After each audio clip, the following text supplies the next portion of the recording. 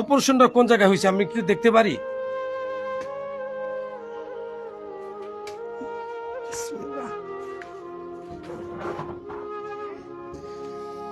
প্রিয় দর্শক, সেই মেরুদণ্ডের স্পাইনাল কর্ডের মাঝখানে ঠিক এই বরাবর এই অপারেশনটা দেখেন কিভাবে। তো এখন ভিতরে 10টা স্ক্রু, এখনো ভিতরে 10টা স্ক্রু বসানো। তো ভাই আজ আমি চলে আসলাম সেই একটি ভাইয়ের কাছে। আজ থেকে 4 থেকে 5 দিন হবে সে আমার বাড়ির কাছে যে তার বিবি এমনকি 2টো ছেলে নিয়ে তিনি সাহায্যের হাত বাড়াইলেন। তাকে দেখে আমার অবাক এতই লাগছে যাতে কল্পনাবিহীন। সেজন্য আমি তাকে ঠিকানাটা বললাম কোথায়। তিনি আমাকে ঠিকানা দিলেন সে হেমায়তপুরে। সেই হেমায়তপুরে আমি আজকে চলে আসলাম কেন, সেই ভাই আমি সংসারটা দেখার জন্য, তার পরিস্থিতি কি, তার এখন কি করণীয় দরকার, কি করবে, কি ভাবতেছে, এই দেশের মানুষ কি করতেছে, তার জন্য আমি তার সাথে সরাসরি একটু কথা বলি। আসসালামু আলাইকুম। ওয়ালাইকুম আসসালাম ওয়া রাহমাতুল্লাহ। আপনি বলছিলেন যে আপনার অপারেশন, এই অপারেশনটা হইছেন বা আপনি একটা অচল মানুষ, আপনি পাও চলে না, কথা সঠিক না মিথ্যা? সঠিক। এটা কতদিন যাবত? আজকে প্রায় 14-15 মাস আমি অসুস্থ। আমি আম গাছ থেকে পড়েছি। আম গাছ থেকে পড়ে আমার মেরুদণ্ড ভাঙছে। মেরুদণ্ড ভাঙ্গে বাইরেই গেছে। তারপর মানুষের দেশ থেকে আমাকে দেশে রাখে নাই, বরিশাল একবার ডাইরেক্ট পঙ্গু হাসপাতাল নিয়ে আসছে। এখানেই প্রায় আমি 1 মাস তোমায় তো হাসপাতালে ছিলাম, পঙ্গু হাসপাতাল। আলহামদুলিল্লাহ ওখানে আমার অপারেশন হয়েছে। আমার আম্মা অনেক কষ্ট করে জায়গা বিক্রি করে আমাকে অপারেশন করাইছে। তারপর এলাকার মানুষও আমাকে সহযোগিতা করছে। তারপর অনেক টাকা মানুষ কাছ থেকে এনেও আমাকে চিকিৎসা করাইছে। এখনও আমি মানুষের সহযোগিতায় আমি চলি। আমার ঘরে 7 জন লোক। আমার মা বাবা তারাও অসুস্থ। মা অপারেশন রোগী, বাবা সেও অপারেশন রোগী, সেও প্রেশার, তার হাত পা ভোলা। তারা কেউ কিছু করতে পারে না। আমিই কাজ করতাম, আমি পাটিক্সের মিস্ত্রি ছিলাম। আজকে আমি এই বিপদের উপর আমি এই অসুবিধার মধ্যে আছি। আজকে আলহামদুলিল্লাহ আমি একটু ভালো, আলহামদুলিল্লাহ এখন একটু যে দাঁড়াইছি আমি লাঠি ভর দিয়া। আমি এর আগে বিছনায় শোয়া ছিলাম, হাগামুতো সব বিছনায় ছিল। এই লাঠি বলতে কতদিন যাবত ধরে হাঁটতেছেন? এই আজকে 6 মাসের উপরে হবে। 6 মাসের উপরে। জি জি। এর আগে আপনার এইভাবে শুয়ে থাকতেন, তিনি টানাটানি করতেন কি বা হাগামুতা বা টয়লেটে এইভাবে নিতেন কি? সব আমার স্ত্রী করাইতেন। ও টয়লেটে বলতে কি আমি বিছনায় হাঁকতাম, সবই সে পরিষ্কার করতো। আচ্ছা ঠিক আছে, কোন জায়গায় হয়েছে আমি একটু দেখতে পারি?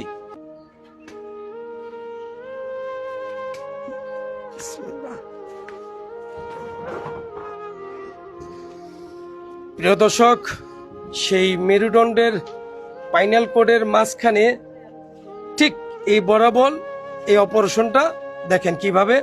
তো এখন ভিতরে 10টা স্ক্রু, এখনো ভিতরে 10টা স্ক্রু বসানো। তো ভাই হয় যে আমি ভাষা আমার আর কাছে বলতে আমার খুবই কষ্ট হয়।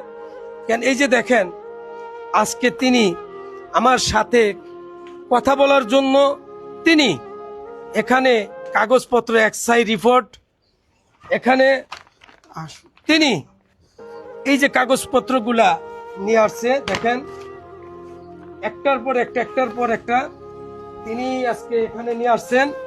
কতগুলো সত্যি সেটা যাচাই করার জন্য আজকে আপনাদের মাঝখানে তুলে ধরছি। আসলে কত সত্যি দেখেন, এই দেখেন কাগজগুলো আসলে কতগুলো সত্যি কতগুলো মিথ্যা।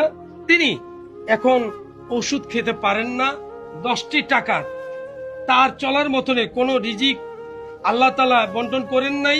এখন মানুষের দরজায় পরানার্থে 10টা টাকার জন্য ঈদের মতো বাচ্চা কাচ্চাদের আহার তুলে দিবে, সে আহারের জন্য কিন্তু তিনি আজকে পারতেছেন না। সেই জন্য এই কাগজগুলা সম্পূর্ণ সঠিক।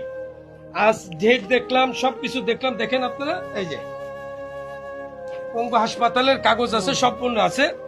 তো এখন প্রিয় দর্শক, এই যে বাচ্চাটিকে আপনার কি মায়া লাগে না? আপনার কি কষ্ট লাগে না?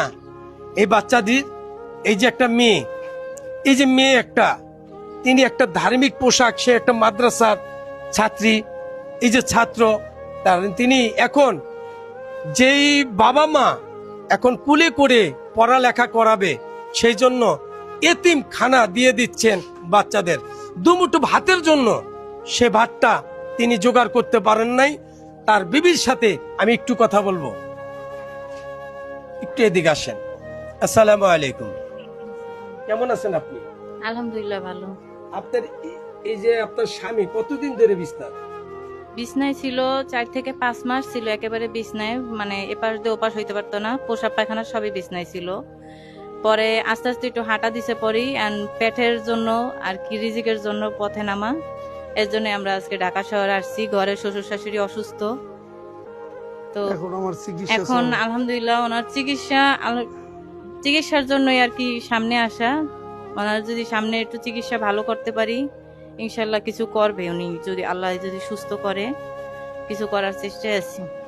সেটা কি ভাইজান করতে পারবেন না আপনি করবেন? আমি তো ওনার সাথে আছি। জি, এই স্বামী স্ত্রী কি বললেন, তিনি কিন্তু চলে যেতে পারতেন, তিনি বয়সটা কিন্তু তেমন একটা নয়, তিনি কিন্তু এই যে একটা বছর বেশি, আল্লাহ কি বলেন, একটা বছর তিনি হাগামুতা সম্পূর্ণ তিনি ঘরে করছেন, তিনি পরিষ্কার করছেন। তাই ভাই, দিন শেষে আমি গরিব মানুষ, আমি দিন আনি দিন খাই। হ্যাঁ, আমার ছেলে দুটো, মেয়ে একটি, আমার ছেলের বউ আছে, আমার ওয়াইফ আছে, আমি নিজে একটা রক্ষিত একটা ব্যাংক, যে মাটির ব্যাংক আমরা করি, সেই থেকে আমার ছেলে মেয়ে যখনই আজ থেকে 3 দিন 4 দিন আগে তার সাথে আমার সাক্ষাৎ হলো, এটা আমি ভাঙার আমার স্ত্রীর সাথে আমি যখন বললাম, স্ত্রী সে আমার ছেলে মেয়েদের সাথে বৈশা তখন আবেগের পানিগুলা ঝরেয়া তখন বলতেছে, আব্বু আমাদের ব্যাংকের ভিতরে কিছু টাকা জমানো আছে, সেই টাকাগুলো তুমি তাকে দিয়ে আসছো। ভাইজান, আমি একেবারে গরিব, আজকে আমার বিবি আর আমার স্ত্রী যেটা বলেন, আর আমার পুতের বউ, আমার নাতি, এমনকি আমার সন্তানেরা এই লক্ষিত ব্যাংকে থেকে 30 টাকা গনে এটা বের করছেন। আজকে তিনি আমার হাতে তুলে দিয়ে তারা কান্নার মুখে পড়ে তখন বলতেছে, আবেগটা দিয়ে, বাবা তার সাথে তুমি দাঁড়াও, তার সাথে একটু কথাবার্তা, মানুষ তাকে যদি সাহায্য করে তুমি এটা করো, সেই জন্য আজকে আমি তার হাতে তুলে দিচ্ছি। দাদা ভাই, আমি তো দিতে পারলাম না, আমি আমার রক্ষিত ব্যাংকের থেকে, যেটা মাটির ব্যাংক, ওই মাটির ব্যাংকের থেকে আমি আজকে গনে দেখি 5,300 টাকা, 5,030 টাকা হয়েছে। আমি এই টাকাটা আপনার হাতে তুলে দিচ্ছি। যদি কোনো ভাই হৃদয়বান ব্যক্তি যদি থাকেন, তাহলে তাকে একটু সাহায্যের হাত বাড়িয়ে দিবেন। কিভাবে ভাই, দিন শেষে আপনি আমি কত টাকাটা খরচ করে ফেলি, কেউ সিগারেট খাচ্ছেন, কেউ চা খাচ্ছেন, কেউ অন্য কিছু খাচ্ছেন, এটা থেকে একটু কমে, একটু কারো হাত জোর করে আমি অনুরোধ করতেছি ভাই, তার পিছনে, তার একটু সামনে একটু দাঁড়াই আমরা। দিন শেষে তিনি তো একটা মানুষ, এই বাচ্চাটি দেখে আপনার কি মায়া লাগে না? সেই জন্য আমার না, এর একটা নাম্বার, আপনার কি নাম্বার আছে? জি আছে, বিকাশ নাম্বার আছে? জি আছে। বিকাশ নাম্বারটা একটু বলতে পারবেন? জি, বলেন তো একটু। 017877005। আপনি আবার নাম্বারটা একটু আবার রিপ্লাই করে সুন্দর করে বলুন। 017877005। প্রিয় দর্শক, তিনি কিন্তু তার একটি ব্যক্তিগত নাম্বার, বিকাশ নাম্বারটা বললেন। এই বিকাশ নাম্বারে আপনাদের হাতে ধরি ভাই, আমাকে যারা দেখেন, যারা মনের থেকে ভালোবাসেন, অন্তর থেকে ভালোবাসেন, প্রবাসী ভাইরা যারা দেশে আছেন, প্রবাসে আছেন, তাদের কাছে আমি অনুরোধ করি, তার একটু পাশে দাঁড়াই, তার ফ্যামিলিটা একটু দেখেন না। আজকে তিনি একটা ধার্মিক, তিনি স্ত্রীকে নিয়ে, তার ছেলে সন্তানকে নিয়ে কিভাবে ভিডিওতে আসলেন। তাই আমি দিন শেষে আমি বলবো, ভাইজান তার পিছনে আমরা একটু দাঁড়াই, তার সাথে একটু মহব্বত ভালোবাসা দেই, এটা নিয়ে আমি আর কিছু বলবো না। যদি মনে হয় আপনাদের কাছে, আমি নাসির কখনো হাত পাতিনি, আমার এখনো চিকিৎসা, আমি এখনও আমার চিকিৎসা চলে। আমার থেরাপি দিতে সাবার সিআরপিতে যাওয়া লাগে, 2টা করে থেরাপি, এই কাগজে লেখা আছে 2টা করে প্রতিদিন থেরাপি দেওয়া লাগে। 2টা দিতে গেলে প্রায় 800 টাকা লাগে। আমার ওষুধে প্রায় 200 টাকার উপরে লাগে প্রতিদিন, প্রায় 1000 টাকা খরচ আমার চিকিৎসা। কিন্তু আমি এটা করতে পারি না। একদিন থেরাপি দিলে 2 দিন পর দেই, অথবা একদিন পর, যেরকম মানুষে আমাকে হেল্প ওইভাবে আমি করতে আসি চিকিৎসা। যে আপনাদের কাছে আমি এইটুই আবদার করতেছি, আমি জানি এই চিকিৎসাটা করে আমি কি জানি কিছু করতে পারি মানুষের কাছে। হাত পাতাটা এটা আসলে আমি কোনোদিন ভাবি হয়, ডাক্তারে বলছে 2বার থেরাপি দিতে প্রায় 800 টাকা। আমার ভাষার নেই। যদি মনে হয় যে এই লোকটি কখনো হাত পাতে নেই, কখনো তার নিজস্বতা কিছু বলেনি, আজকে তিনি হাত পাচ্ছেন, যদি কোনো সহৃদয়বান ব্যক্তি থাকেন তাহলে এই নাম্বারটা দিলাম, কেউ 10 টাকা 5 টাকা দিবেন, এটাই রিকোয়েস্ট আমার। আমি আর কিছু বলবো না।